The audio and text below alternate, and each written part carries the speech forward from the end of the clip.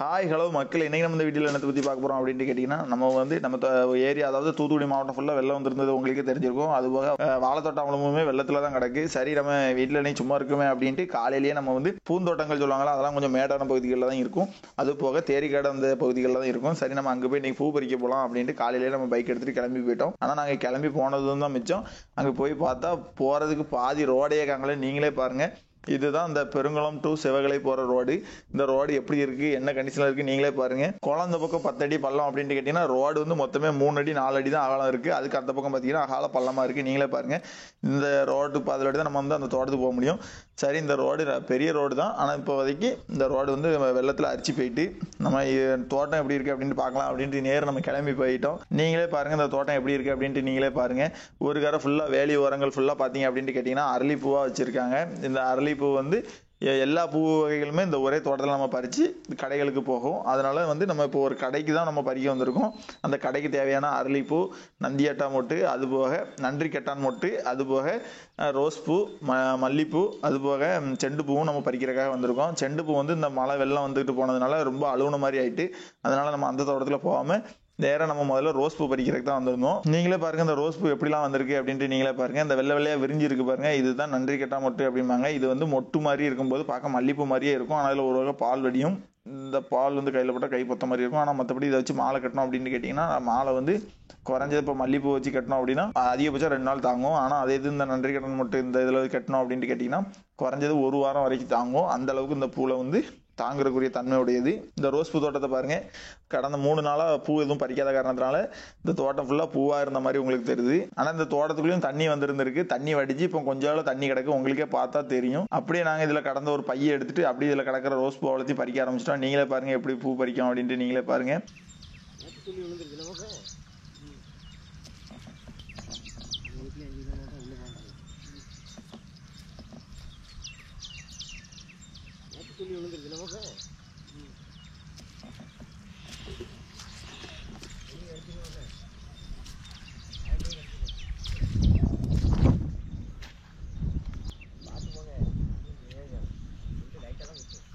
இல்லையே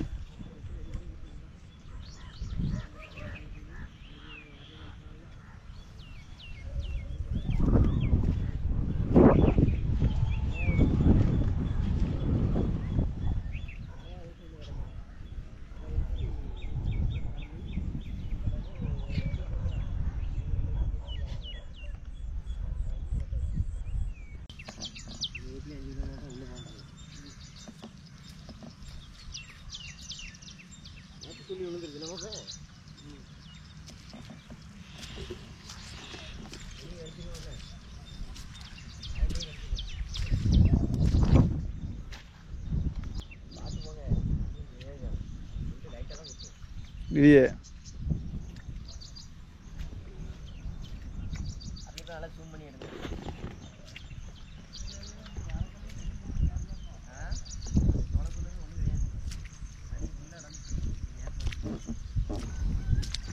அங்கதானே வரும் அப்ப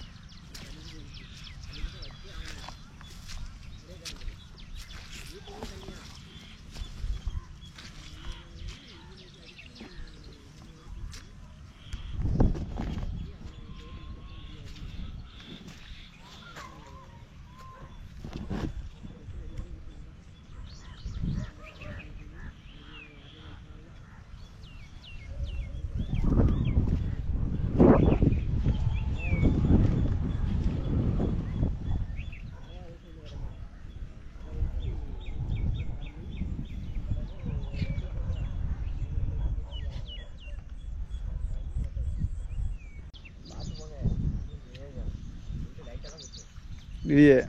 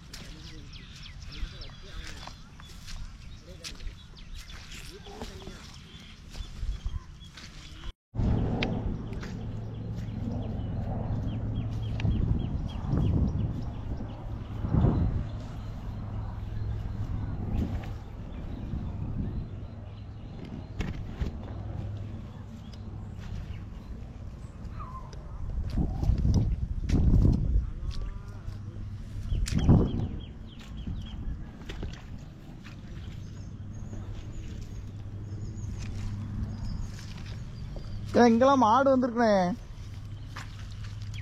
இங்கெல்லாம் மாடு வந்திருக்கு. மாடு இல்லை, கண்ணுக்குட்டி. கால் தடை சின்னதாக தான் இருக்கு.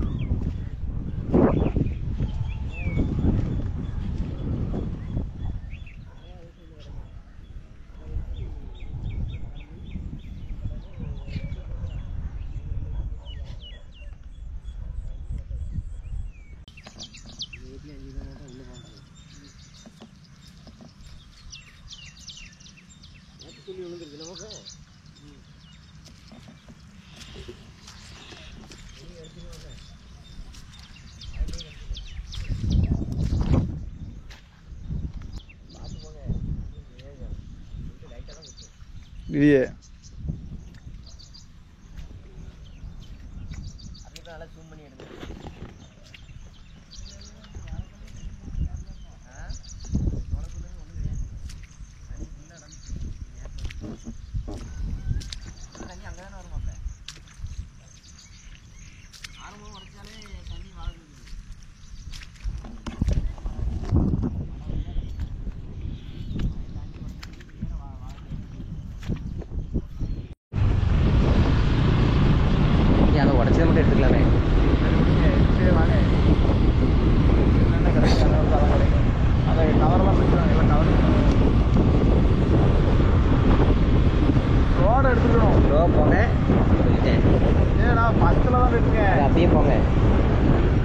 தெரியுமா?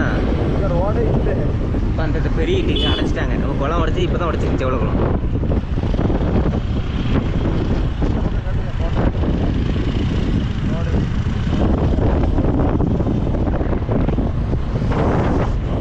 என்னைய காட்டுறீங்க? அக்கா காட்டுங்க, ரோடை காட்டுங்க.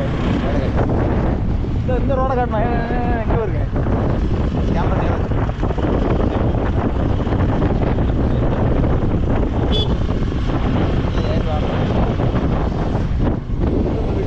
ஆமாம், அது போகக்கூடாது. கொஞ்சம் இறங்கி போங்க. முள்ள போனாலும் பரவாயில்ல. இப்போ ஏன்னா வண்டியில் போக முடியாது, அங்கே உடச்சிட்டு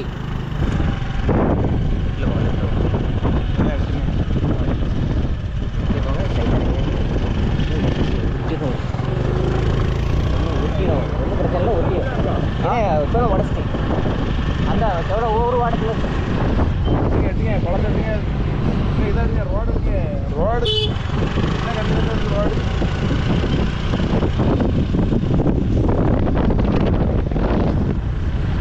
சரி. பேட்டாரம் பாய். மறக்காம நம்ம சேனலை சப்ஸ்கிரைப் பண்ணிடுங்க. இதே மாதிரி இன்னொரு வீடியோவில் பார்க்க. பேட்டாரம் பாய்.